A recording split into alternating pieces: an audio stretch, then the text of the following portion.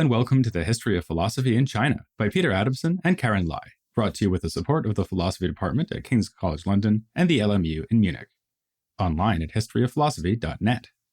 Today's episode, Culture Wars, Mohist and Confucian Debates. Classical Chinese texts sometimes refer to the Mohists and Confucians collectively as the Wu Mo, a pair of schools with an ethical orientation and devotion to the ideal of benevolence. Yet Mozi was regarded as the first opponent of Confucius by an influential philosopher in the modern period, Feng Yulang. Is this characterization accurate?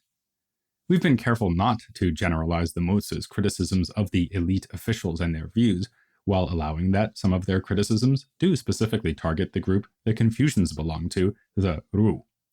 In the Mozi, there are 2 chapters entitled Rejecting the Ru, though one of them is now lost, and the Confucians seem to have rejected them right back. The Mozi states that Mozi's ethic of inclusive care entails denial of one's parents. This is abhorrent in Mozi's eyes, as we know, and it moves him to level the sharpest of criticisms against them, saying that this is to be like animals.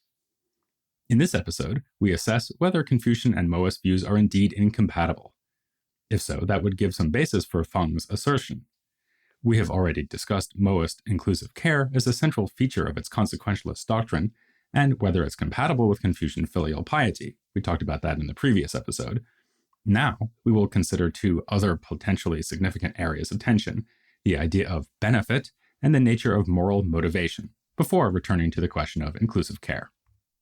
Whereas Mohist consequentialism takes benefit as the primary good for humankind, the very opening chapter of the Mozi appears to oppose it.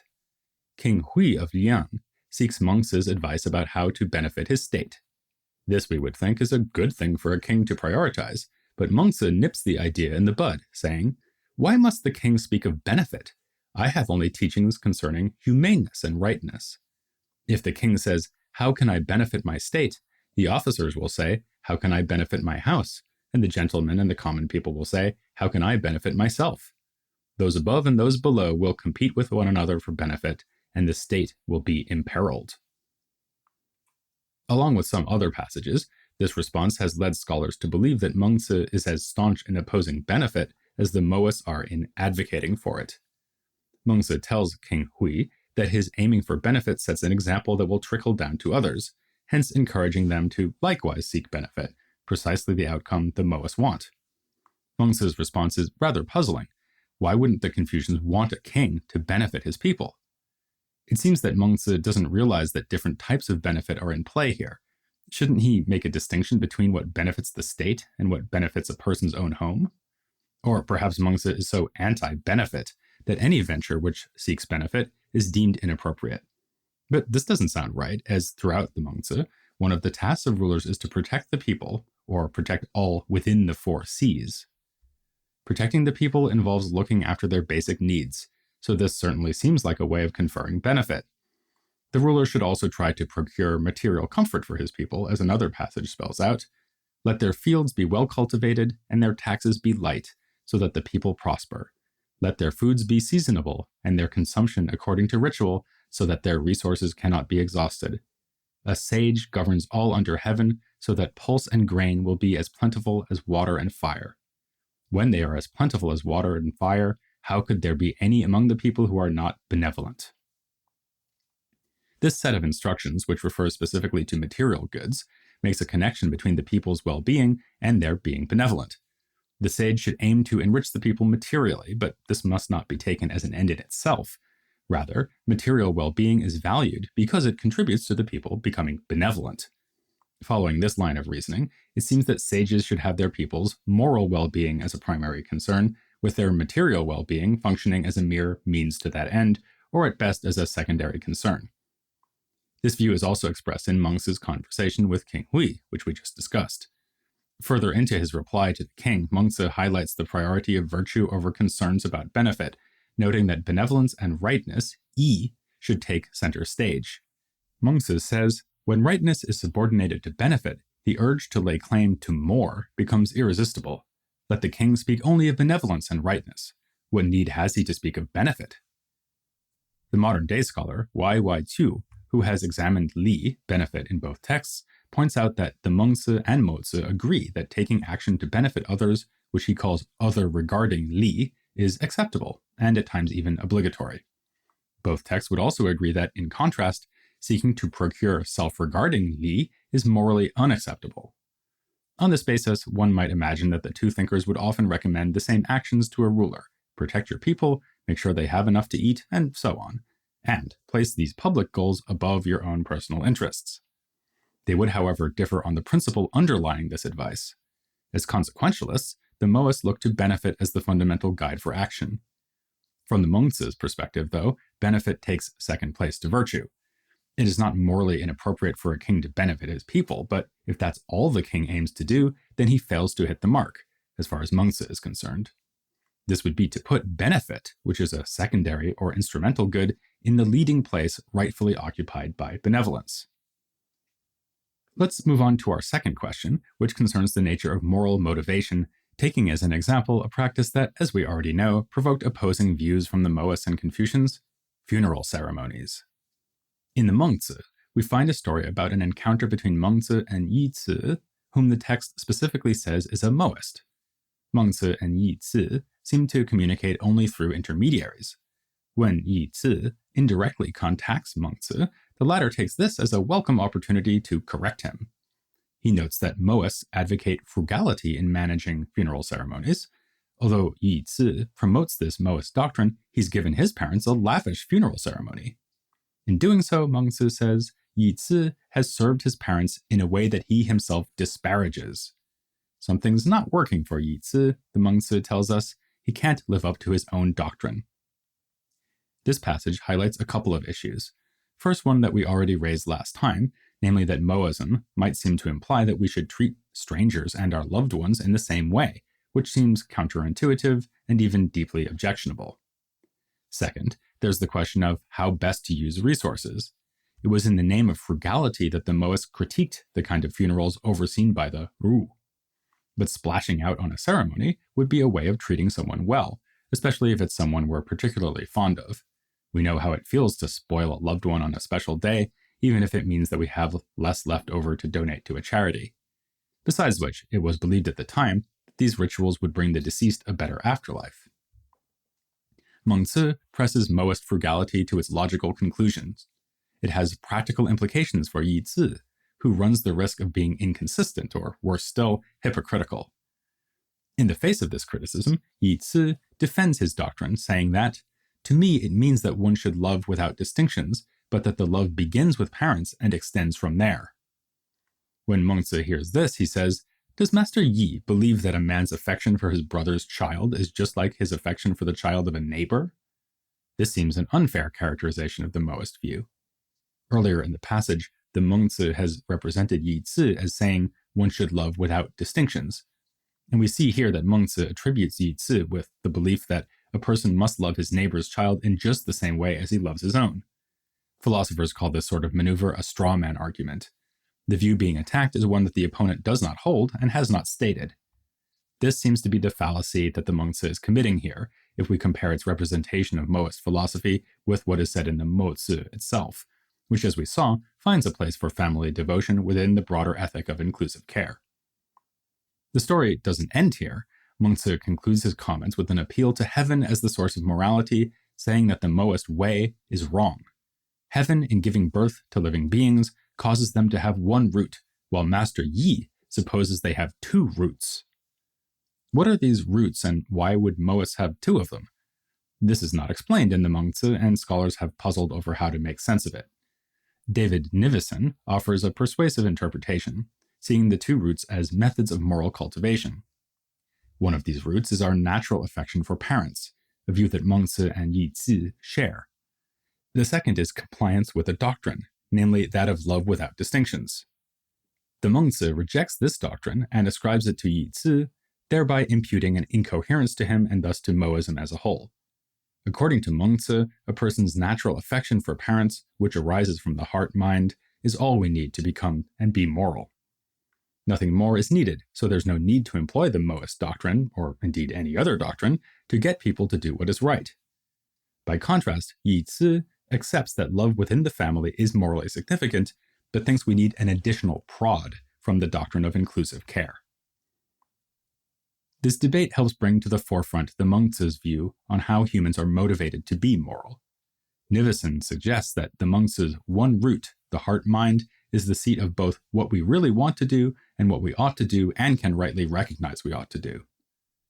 In other words, for Mengzi, our motivation to be moral, what we really want to do, is closely aligned with our recognition of our obligation that that is what we ought to do. Yizi splits apart the sources of motivation and obligation by proposing that we begin with an emotional capacity to love, and then we steer, focus, or spread out, this way or that, just by taking thought, in accordance with a doctrine that tells me I ought to. Of course, the authors of the Mengzi were unfriendly witnesses. They would have wanted Yizi's views to be implausible and framed them accordingly as involving two independent ideas about where morality comes from, ideas that are in serious tension with one another.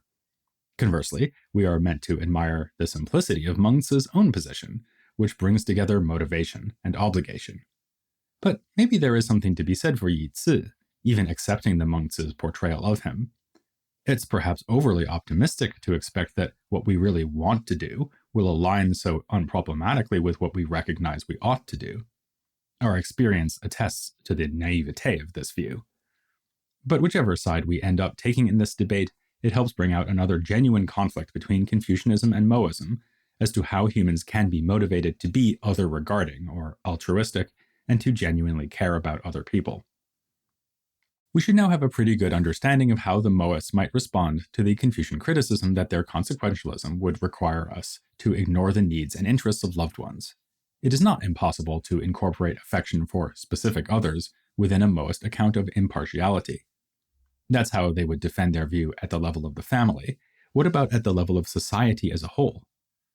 In the chapters on inclusive care, the Mozi identifies the causes of the ills of its time: larger states attacking smaller ones, the strong oppressing the weak, the many tyrannizing the few, and the cunning deceiving the foolish. It sounds as if the difficulties in Mozi's time were little different from ours.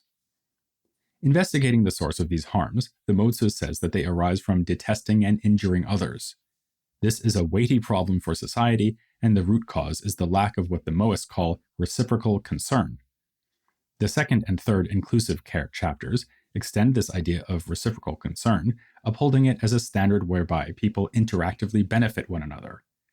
According to this standard, people should be inclusively caring about each other and, in interaction, benefiting each other. It seems that the authors of the Mozi are looking for the right words to describe Mozi's vision for society, as they bring together their keywords inclusive care and benefit to guide human interactions. This means that in addition to jian'ai being a standard for each individual, the Mozi's focus is also concerned with the culture of the whole society. Its charge is that the culture of the Warring States period was promoting self-centered and self-benefiting behavior. In her discussion of these three chapters, Corinne Defort sees a progression of ideas, moving successively towards greater inclusivity. The first chapter on inclusive care addresses caring for oneself and replaces that with caring for others. Inclusive care 2 moves from caring within a family or group to caring for others, and then inclusive care 3 replaces exclusiveness with inclusiveness. Thus, the Mozi arrives at an account of a kind of utopian society in which people treat each other well, mutually, with benefiting others in mind. The focus is not merely on how individual people act. The whole society should live and breathe the culture of mutual care. The Mozi shows us in practical ways how such a society would work. Now we sincerely seek to promote the benefit of the world and so select inclusion, adopting it as government policy.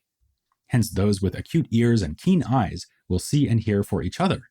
Hence, those with strong limbs will act for each other, and those having ways will diligently instruct each other. This is a striking picture. Not everyone for themselves, but everyone for everyone else. It prompts us to consider that policies and practices of the opposite kind, by being isolationist or exclusive, are simply undesirable. Here we can see that the Mozi is not only promoting a consequentialist ethics, rather it encourages the development of a culture that seeks to nurture ways of caring for everyone, a culture in which every person counts. But in Mohist philosophy, people count, not because they're considered as having some intrinsic value in and of themselves, or because they are accorded rights. In the eyes of others, they count simply because mutually reciprocal, inclusive care operates within society. So the Mohists were indeed engaged in a culture war with the Confucians in at least two ways. First, they sought to dismantle the elitist culture promoted and protected by the privileged class. The standard measurement of benefit, with heaven as the model, is applied to all human actions. If sages are promoted as moral exemplars, it is not because they are virtuous, but because their actions benefit the people. You don't need to be a sage or king to do this. Every person can make that judgment. This idea that leaders are accountable is a significant development in early Chinese philosophy. Admittedly, it's an idea also present in early Confucian texts, where we find many criticisms of rulers who were not up to the task. But it was officials, not the common people, who were to be entrusted with the role of advising rulers and holding them to account. Hence, it was seen as a particular responsibility of the Wu to provide moral advice to their superiors. In Mohist philosophy, the measure of benefit is instead to be used by the people. Basic as it might seem and simplistic as the Mohist goods are, the intention is to bring the common people into the sights of the ruling elite. A second feature of the conflict between the Mohists and the Confucians is literally about culture. Where the Confucians envision a culture built around specific relationships, the Mohists see this as standing in some tension with inclusive care. The account of Mohist ethics presented by the Mengzi gives us the sense that the Mohists saw the need for both, hence the presentation of Yi Ci as conflicted or even incoherent in his moral principles. The Mohists, we are meant to see, wanted to have their cake and eat it too, or in this case, save the money an expensive family funeral would cost and spend it too. But from the Mozi, we get a sense of how difficult it is to draw the moral line where affection ends and doctrine begins. Affection for loved ones can effectively motivate us to care for them, but if we only go down that path, might we be encouraging partiality? In order not to lose sight of the fair allocation of resources, the Mozi advocates a moral culture, a way of life, whereby people mutually care for each other. This is a culture that shares resources and benefits. The limits of family concern would be set by the values of that culture. As one scholar has written, Mohist sons did love their parents, they just did not overdo it. So is Mohism really diametrically opposed to Confucianism? Both advocate that individuals should pursue other regarding benefit and ground their views of moral life in human relationality. Perhaps our task is not to adjudicate between the two, to decide a winning vision, but rather to see them as offering two dimensions of moral life. There must be some way we can both give special treats to our loved ones and donate to charity. And perhaps in our moral lives, while we are motivated by love and concern, we should also be mindful of that doctrinal prod to recognize other regarding benefit. So even if you are attracted by Confucianism, you have good reason to include Mohism amongst the Chinese schools you care about. In which case, you'll want to join us as we turn to their political philosophy next time here on the History of Philosophy in China.